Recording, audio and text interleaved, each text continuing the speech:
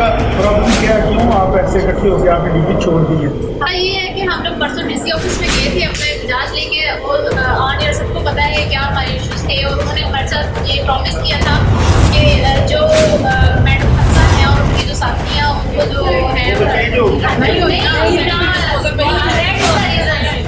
कि वो चेंज नहीं हुई, कोई लेटर इशू नहीं हुआ, ठीक है। और जो इंक्वायरी की गई है वो भी फेक है, सारी झूठ की बेस पे इंक्वायरी की गई है। उसमें जितने भी इंक्वायरी ऑफिसर्स हैं उन सबने भी उसका साथ दिया है। किसी ने हमने से किसी को बुलाना गौरा नहीं किया, हमसे पूछना गौरा नहीं किया कि ये जो स्टेटमेंट मुझे मिल रही है, इंक्वायरी ऑफिसर का काम था ना हमारे से पूछता कि जी ये स्टेटमेंट मिली है, क्या ये ठीक है, क्या ये गलत है।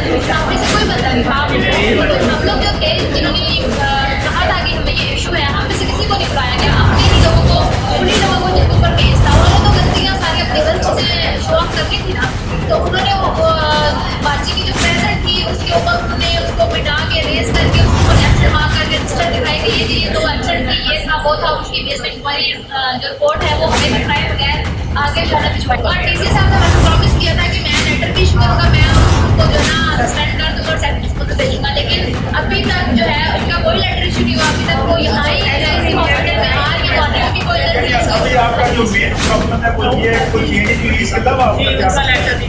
हमारा ये मसला है कि हमने कहा था कि हमारी बहन जो है उसको वो शहीद हुई है, उनको यकीन पता चली है, पर वो इम्यूनोसप्रेस पेशेंट थी क्योंकि ड्यूटी कोरोना वार्ड में क्यों लगाई गई। हमारा टेस्ट और उनका टेस्ट नहीं भेजा कोरोना का। लेडीज बार में दस दिन का क्या हमारे नहीं हो रहे, नहीं हो रहे,